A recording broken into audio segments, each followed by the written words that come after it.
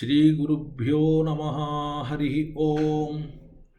ಅಸ್ಪೃಷ್ಟದೋಷಗಂಧಾಯ ಕಲ್ಯಾಣಗುಣಸಿಂಧವೇ ನಮೋ ನಮೋ ಭಕ್ತಮುಕ್ತಿ ದಾಯಿನೇ ಶೇಷಶಾಯಿನೇ ಶಮಯನ್ ಭವಸಂತಾಪಂ ರಮಯನ್ ಸಾಧುಚಾತಕಾನ್ ಕೃಷ್ಣಮೇಘ ಕೃಪಾದೃಷ್ಟಿ ವೃಷ್ಟ್ಯಾ ಪುಷ್ಣಾತು ಮಾಮಪಿ ಬುದ್ಧಿರ್ಬಲಂ ಯಶೋಧೈರ್ಯಂ ನಿರ್ಭಯತ್ವಂ ಅರೋಗತಾ ಅಜಾಡ್ಯಂ ವಾಕ್ಪಟುತ್ವಂಚ ಹನುಮತ್ಸ್ಮರಣಾತ್ ಭವೇತ್ ಅಭ್ರಮಂ ಭಂಗರಹಿತಂ ಅಜಡಂ ವಿಮಲಂ ಸದಾ ಆನಂದತೀರ್ಥಮತುಲಂ ಭಜೆ ತಾಪತ್ರಯಾಪಹಂ ಯಸ್ಯ ವಾಕ್ಕಾಮಧೇನುರ್ನಃ ಕಾಮಿತಾರ್ಥಾನ್ ಪ್ರಯಚ್ಛತಿ ಸೇವೇತಂ ಜಯಯೋಗೀಂದ್ರಂ ಕಾಮಬಾಣಚ್ಛಿದಂ ಸದಾ ಪ್ರಣಮತ್ಕಾಮಧೇನುಂಚ ಭಜತ್ಸುರತರೂಪಮಂ ಶ್ರೀಭಾವಬೋಧಕೃತ್ಪಾದ ಚಿಂತಾಮಣಿಮುಪಾಸ್ಮಹೇ ಅರ್ಥಿಕಲ್ಪಿತಕಲ್ಪೋಯಂ ಪ್ರತ್ಯರ್ಥಿಗಜಕೇಸರಿ ವ್ಯಾಸತೀರ್ಥಗುರುರ್ಭೂಯಾತ್ ಅಸ್ಮದಿಷ್ಟಾರ್ಥಸಿದ್ಧಯೇ ಕಾಮಧೇನು ಯಥಾ ಪೂರ್ವಂ ಸರ್ವಾಭೀಷ್ಟಫಲಪ್ರದಾ ತಥಾ ಕಲೌ ವಾದಿರಾಜ ಶ್ರೀಪಾದೋ ಅಭೀಷ್ಟದಃ ಸದಾಂ ಪೂಜ್ಯಾಯ ರಾಘವೇಂದ್ರಾಯ ಸತ್ಯಧರ್ಮರತಾಯ ಚ ಭಜತಾಂ ಕಲ್ಪವೃಕ್ಷಾಯ ನಮತಾಂ ಕಾಮಧೇನವೇ ಆಸೇತೋ ರಾತುಷಾರಾದ್ರೇಃ ಯೋ ದಿಶೋ ಜಿತವಾನ್ ಮುಹುಃ ಸತ್ಯಧ್ಯಾನಗುರುಪಾತು ಯತೀಂದ್ರೈರಪಿ ಪೂಜಿತಃ ವೆಂಕಟೇಶಾದ್ರಿಮಾರಭ್ಯ ಸೇತುಂ ತೋತಾದ್ರಿಪೂರ್ವಕಾನ್ ಗತ್ವಾ ದಿಗ್ವಿಜಯೀ ಪಾತು ಸತ್ಯಾಭಿಜ್ಞಗುರುತ್ತಮಃ ಸತ್ಯಾಭಿಜ್ಞಕರಾಬ್ಜೋತ್ಥಾನ್ ಪಂಚಾಶದ್ವರ್ಷಪೂಜಕಾನ್ ಸತ್ಯಪ್ರಮೋದತೀರ್ಥಾರ್ಯಾನ್ ನೌಮಿನ್ಯಾಯಸುಧಾರತಾನ್ ಆಪಾದಮೌಲಿಪರ್ಯಂತಂ ಗುರುಣಾಂ ಆಕೃತಿಂ ಸ್ಮರೇತ್ ತೇನ ವಿಘ್ನಾಃ ಪ್ರಣಶ್ಯಂತಿ ಸಿದ್ಧ್ಯಂತಿ ಚ ಮನೋರಥಾಃ ಪೃಥ್ವೀಮಂಡಲಮಧ್ಯಸ್ಥಾಃ ಪೂರ್ಣಬೋಧಮತಾನುಗಾಃ ವೈಷ್ಣವಾಃ ವಿಷ್ಣುಹೃದಯಾಃ ತಾನ್ ನಮಸ್ತೆ ಗುರೂನ್ ಮಮ ಶುಭಾನ್ ಧ್ಯಾಯಂತಿ ಏಕಾಮಾನ್ ಗುರುದೇವ ಪ್ರಸಾದಜಾನ್ ಇತರಾನ್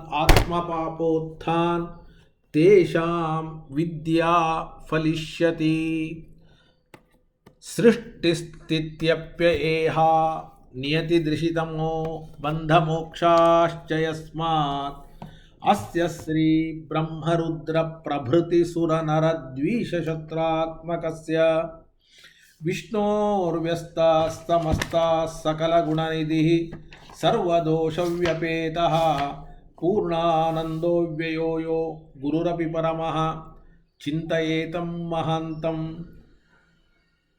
ಜನ್ಮಾದ್ಯಸ್ಯ ಯತೋನ್ಮಯಾದಿತರತಶ್ಚಾರ್ಥೇಷ್ವಭಿಘ್ನಸ್ವರಾಟ್ ತೇನೇ ಬ್ರಹ್ಮ ಹೃದಯ ಆದಿಕವಯೇ ಮುಖ್ಯಂತಿ ಯಂ ಸೂರಯಃ ತೇಜೋ ವಾರಿಮೃದಾಂ ಯಥಾ ವಿನಿಮಯೋ ಯತ್ರ ತ್ರಿಸರ್ಗೋ ಮೃಷಾ ಧಾಮ್ನಾ ಸ್ವೇನ ಸದಾ ನಿರಸ್ತಕುಹಕಂ ಸತ್ಯಂ ಪರಂ ಧೀಮಹಿ ಶ್ರೀ ಗುರುಭ್ಯೋ ನಮಃ. ಹರಿ ಓಂ ಹರಿ ಓಂ ಹರಿ ಓಂ. ಶ್ರೀಮದ್ ಭಾಗವತದ ಏಕಾದಶ ಸ್ಕಂದದ 14 ಅಧ್ಯಾಯಗಳು ಮುಗಿದಿವೆ. 15ನೇ ಅಧ್ಯಾಯ ಪ್ರಾರಂಭ ಆಗಬೇಕು. ಇವತ್ತು ಬಹಳ ಹೊತ್ತು ಪಾಠ ಆಗ್ತದೆಯೋ ಇಲ್ಲೋ ಗೊತ್ತಿಲ್ಲ, ಆದರೆ ಒಂದು ಶ್ಲೋಕ ಮಾತ್ರ ನಾನು ಶಾಸ್ತ್ರಕ್ಕಾಗಿ ಹೇಳ್ತಾ ಇದ್ದೇನೆ.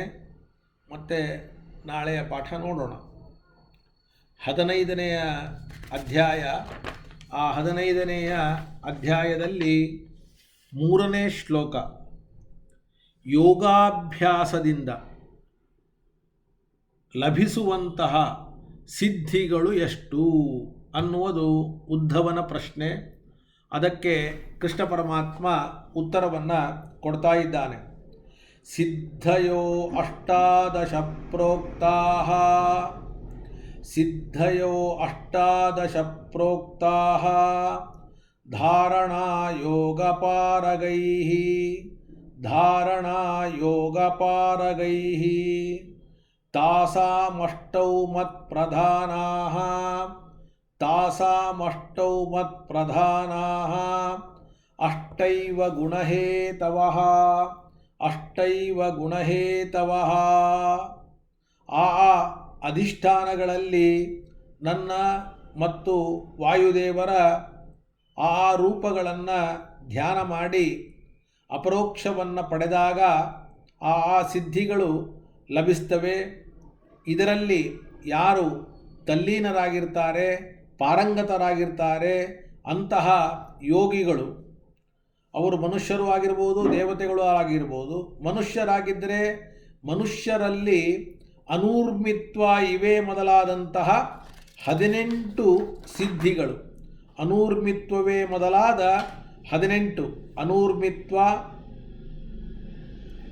ಅದರಂತೆ ದೂರದರ್ಶನ ಶಕ್ತಿ, ಮನೋಜವ ಸಿದ್ಧಿ, ಕಾಮರೂಪ ಸಿದ್ಧಿ, ಪರಕಾಯ ಪ್ರವೇಶ, ಸ್ವಚ್ಛಂದ ಮೃತ್ಯು, ಆಮೇಲೆ ದೇವತೆಗಳ ಜೊತೆಗೆ ಆಟ, ಯಥಾಸಂಕಲ್ಪ ಸಿದ್ಧಿ, ಆಜ್ಞಾ ಅಪ್ರತಿಹತಿ, ತ್ರಿಕಾಲಜ್ಞತ್ವ, ಪರಚಿತ್ತಾಭಿಜ್ಞತ್ವ, ಅಗ್ನಿಸ್ತಂಭ, ಅಪರಾಜಯ, ಹೀಗೆ 18 ಇವೆ. ಇಂತಹ 18 ಏನು ಸಿದ್ಧಿಗಳಿವೆಯೋ ಇವುಗಳು ಮನುಷ್ಯರಲ್ಲಿ ಕೈಗೂಡುತ್ತವೆ. ಆದರೆ ಇವು ಅಷ್ಟು ಮುಖ್ಯವಾದದ್ದಲ್ಲ.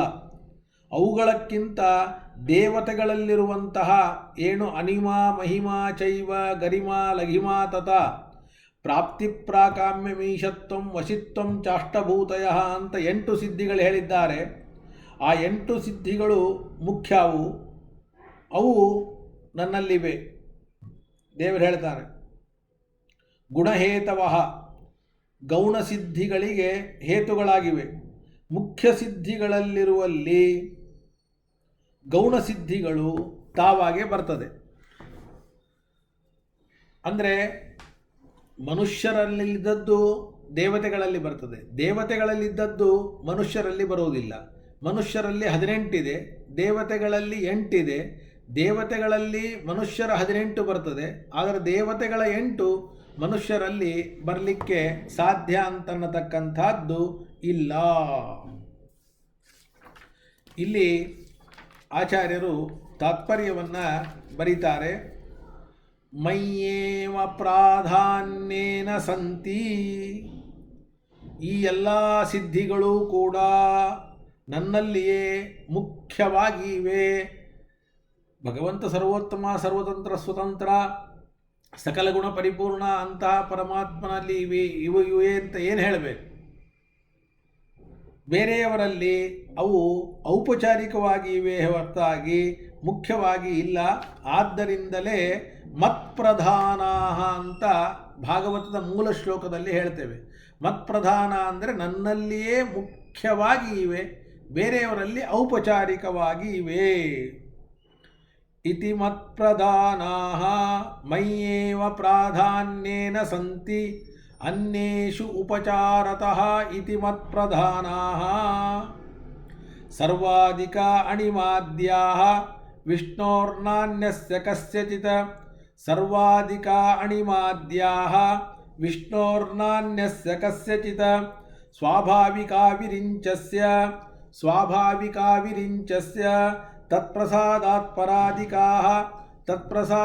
ಪರಾಧಿಕಾಃ ಇತಿ ಸ್ವಭಾವ್ಯೇ. ಎಲ್ಲರಕ್ಕಿಂತ ಹೆಚ್ಚಾದ ಉತ್ತಮವಾದ ಯಾವುದೇ ಉಪಾಸನೆ ಇಲ್ಲದೆ, ಬೇರೆಯವರು ಈ ಸಿದ್ಧಿಗಳನ್ನು ಪಡಿಬೇಕಾದರೆ ಉಪಾಸನೆ ಮಾಡಬೇಕು, ಆದರೆ ಉಪಾಸನೆಯನ್ನು ಪಡೆಯದೆ ಸ್ವಾಭಾವಿಕವಾಗಿ ಅನಾದಿ ಕಾಲದಿಂದ ಸಿದ್ಧವಾದ ಅಣಿಮಾದಿ ಸಿದ್ಧಗಳು ಪರಮಾತ್ಮನಲ್ಲಿಯೇ ಇದೆ ಹೊರತಾಗಿ ಇನ್ನೊಬ್ಬರಲ್ಲಿ ಇಲ್ಲ. ಇನ್ನು ಚತುರ್ಮುಖ ಬ್ರಹ್ಮದೇವರಿಗೆ ಪರಮಾತ್ಮನ ಅನುಗ್ರಹದಿಂದ ಬಂದಿವೆ ಹೊರತಾಗಿ ಭಗವಂತನಂತೆ ಸ್ವಾಭಾವಿಕವಾಗಿ ಇಲ್ಲ. ಆದರೆ ಬೇರೆ ರುದ್ರಾದಿಗಳಕ್ಕಿಂತ ಹೆಚ್ಚು ಬ್ರಹ್ಮದೇವರಲ್ಲಿದೆ ಅಂತ ಹೇಳಬೇಕೆ ಹೊರತಾಗಿ ಬ್ರಹ್ಮದೇವರಲ್ಲಿದ್ದದ್ದು ಸ್ವಭಾವತಃ ಇದ್ದದ್ದು ಅಂತ ಹೇಳುವ ಹಾಗಿಲ್ಲ, ಪರಮಾತ್ಮನ ಅನುಗ್ರಹದಿಂದಲೇ ಇದ್ದದ್ದು. ಆದರೆ ರುದ್ರಾದಿಗಳಕ್ಕಿಂತ ಹೆಚ್ಚು ಚತುರ್ಮುಖ ಬ್ರಹ್ಮನಲ್ಲಿ ಇದೆ ಅಂತ ಇಷ್ಟು ಮಾತ್ರ ಹೇಳಬಹುದು. ಇದನ್ನು ಸ್ವಾಭಾವ್ಯ ಅನ್ನುವಂತಹ ಗ್ರಂಥದಲ್ಲಿ ಹೇಳಲ್ಪಟ್ಟಿದೆ ಅಂತ ಆಚಾರ್ಯರು ಹೇಳ್ತಾರೆ.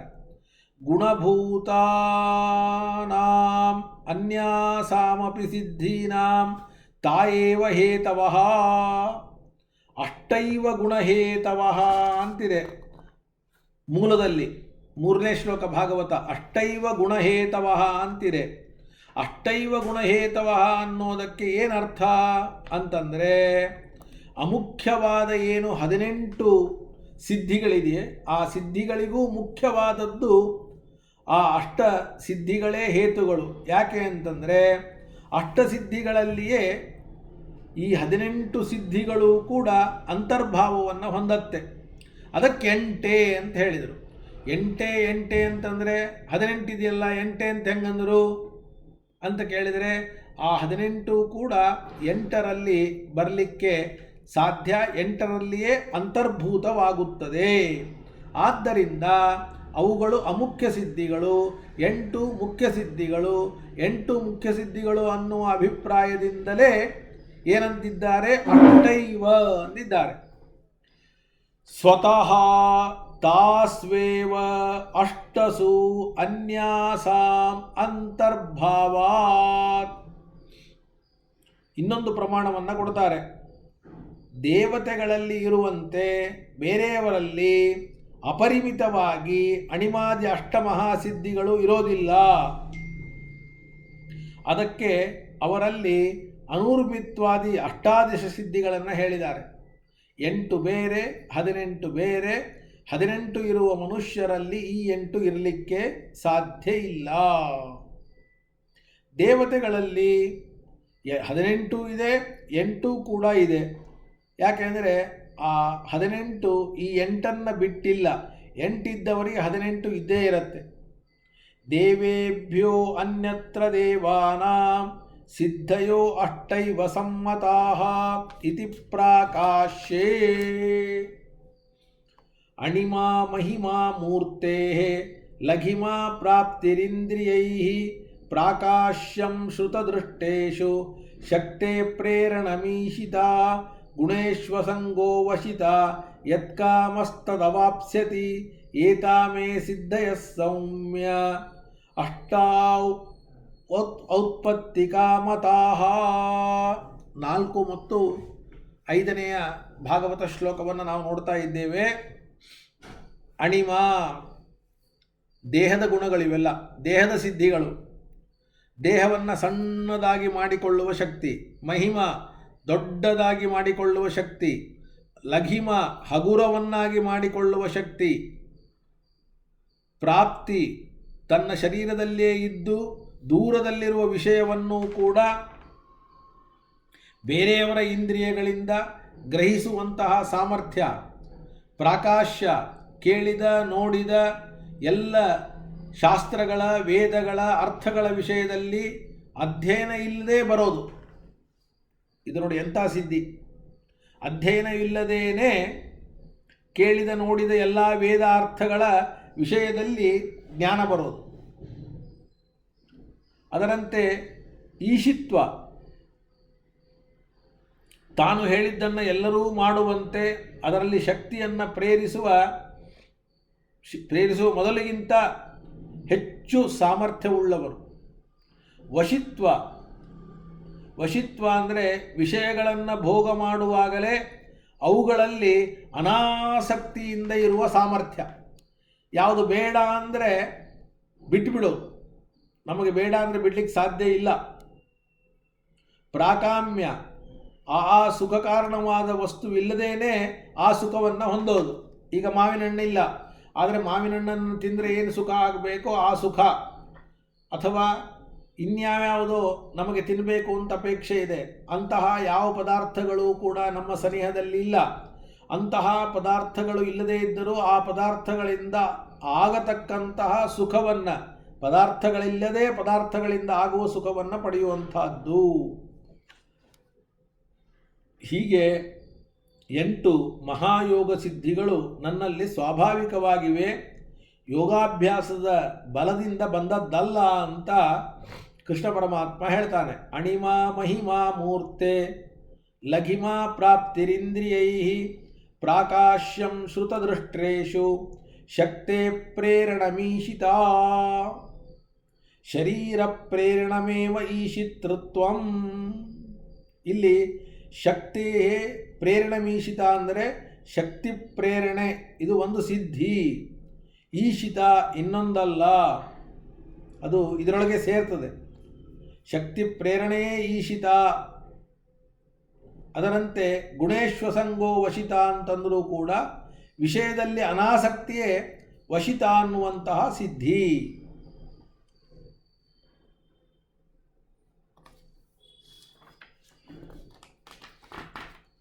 ಇನ್ನೂ ಒಂದು ಪ್ರಮಾಣವನ್ನು ಕೊಡ್ತಾರೆ. ಯಾದೃಶಾನಂದ ಕಾಮ ಸ್ಯಾತ್ ತಾದೃಶಾನಂದ ಸಂಭವ ಭೋಗಾನ್ ವಿನೈವ ಪ್ರಾಕಾಮ್ಯಂ ಅಣಿಮಾದೇ ಪೃಥಕ್ತತಃ ಇತಿ ಚ. ಯಾವ ತರಹದ ಆನಂದ ಬೇಕು ಅಂತನಿಸ್ತದೋ ಆ ತರಹದ ಆನಂದ ಅದನ್ನು ನೀಡುವ ಪದಾರ್ಥ ಇಲ್ಲದೇ ಇದ್ದರೂ ಕೂಡ ಕೇವಲ ಮನಸ್ಸಿನಿಂದಲೇ ಸಿಗ್ತದೆ.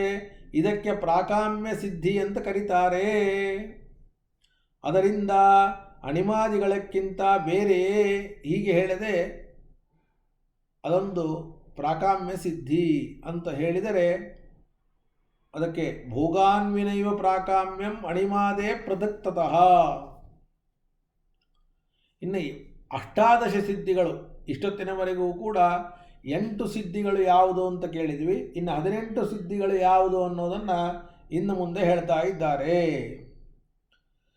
ಅನೂರ್ಮಿಮತ್ವಂ ದೇಹೇಸ್ಮಿನ್ ದೂರಶ್ರವಣ ದರ್ಶನಂ ಮನೋಜವಃ ಕಾಮರೂಪಂ ಪರಕಾಯ ಪ್ರವೇಶನಂ ಸ್ವಚ್ಛಂದ ಮೃತ್ಯು ದೇವಾನಾಂ ಸಹ ಕ್ರೀಡಾ ದರ್ಶನಂ ಯಥಾ ಸಂಕಲ್ಪ ಸಂಸಿದ್ಧಿ ಆಜ್ಞಾ ಅಪ್ರತಿಹತಾಗತಿ ತ್ರಿಕಾಲಜ್ಞತ್ವಂ ಅದ್ವಂದಂ ಪರಚಿತ್ತಾದ್ಯಭಿಜ್ಞತಾ ಅಜ್ಞರ್ಕಾಂಬು ವಿಷಾದೀನಾಂ ಪ್ರತಿಸ್ತಂಭೋ ಅಪರಾಜಯಃ.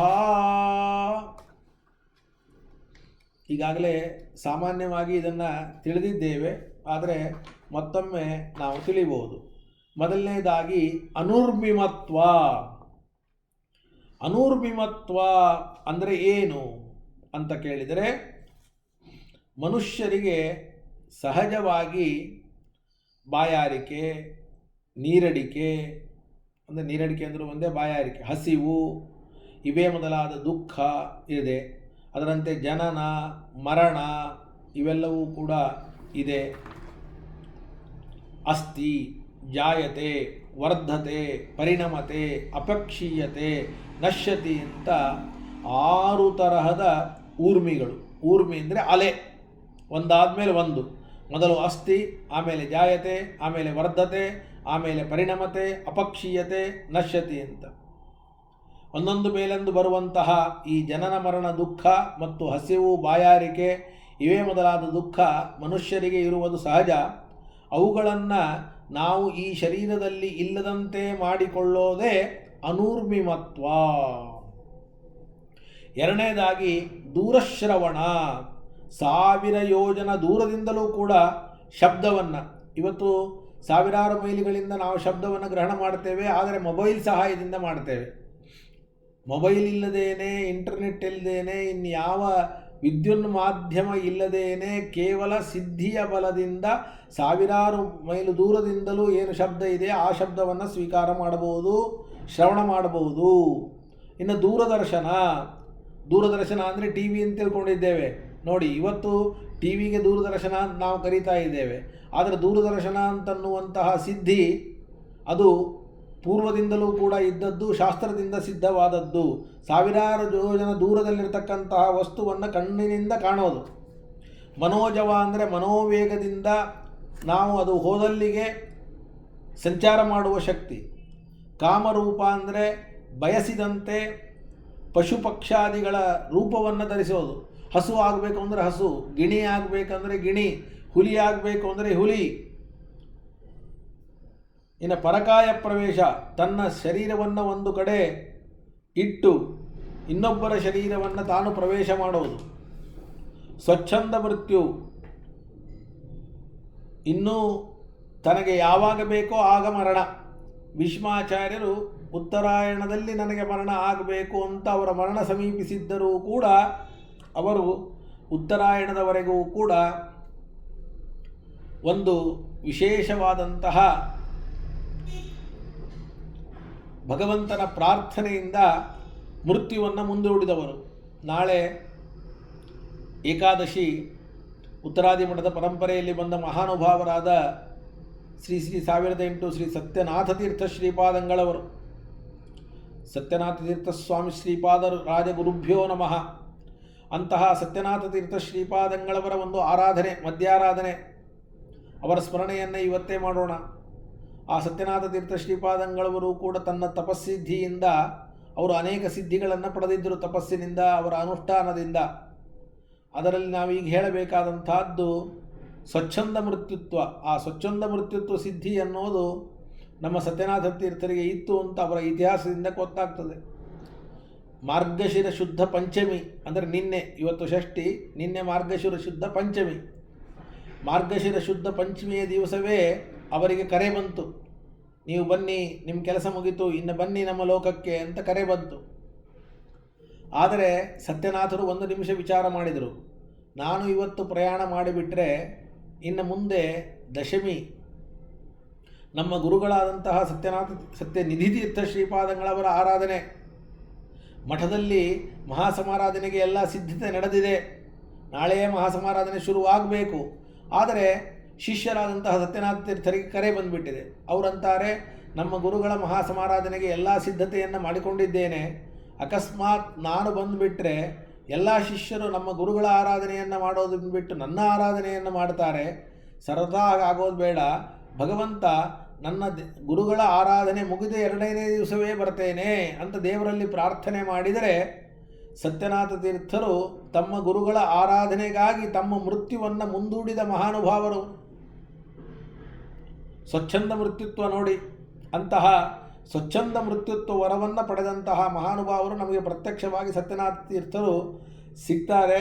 ಅವರು ದಶಮಿಯ ದಿವಸ ಸತ್ಯನಿಧಿ ತೀರ್ಥರ ಆರಾಧನೆಗಳನ್ನು ಮಾಡಿ ಅನಂತರದಲ್ಲಿ ಅವರು ವಿಶೇಷವಾಗಿ ಪ್ರಯಾಣವನ್ನು ಮಾಡಿದರು ಅಂತ ಕೇಳ್ತೇವೆ.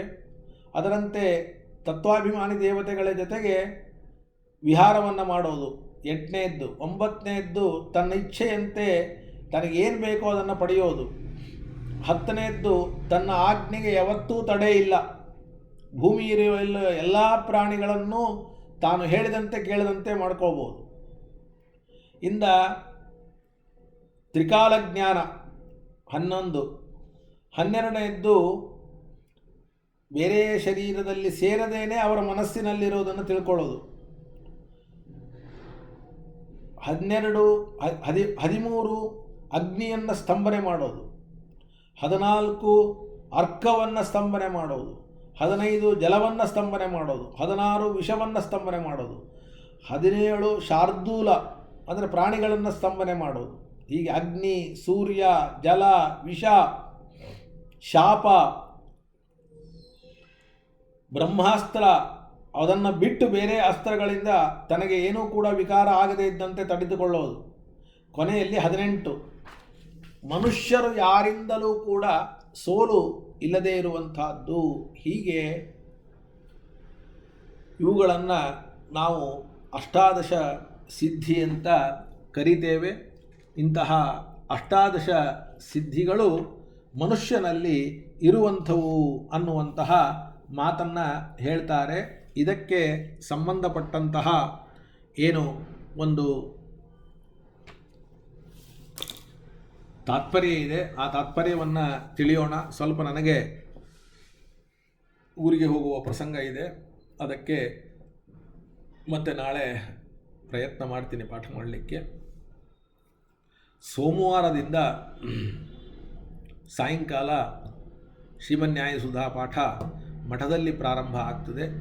ಅವಶ್ಯವಾಗಿ ಮಠಕ್ಕೆ ಯಾರು ಪ್ರತಿನಿತ್ಯ ಬರ್ತಾ ಇದ್ದೀರಿ ಅವರು ಸೋಮವಾರದಿಂದ ಸುಧಾ ಪಾಠಕ್ಕೆ ಬರಬೇಕು.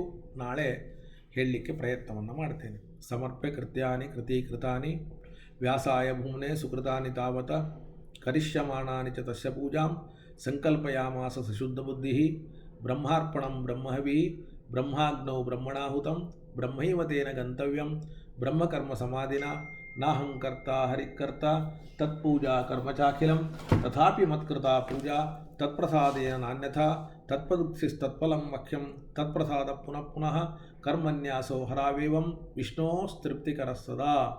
ಶುಭಾನ್ ಧ್ಯಾಯಂತಿ ಏಕಾಮಾನ್ ಗುರುದೇವ ಪ್ರಸಾದಜಾನ್ ಇತರಾನ್ ಆತ್ಮಪಾಪೋತ್ಥಾನ್ ತೇಷಾಂ ವಿದ್ಯಾ ಫಲಿಷ್ಯತಿ. ಹರಯೇ ನಮಃ ಹರಯೇ ನಮಃ ಹರಯೇ ನಮಃ. ಶ್ರೀಕೃಷ್ಣಾರ್ಪಣಮಸ್ತು.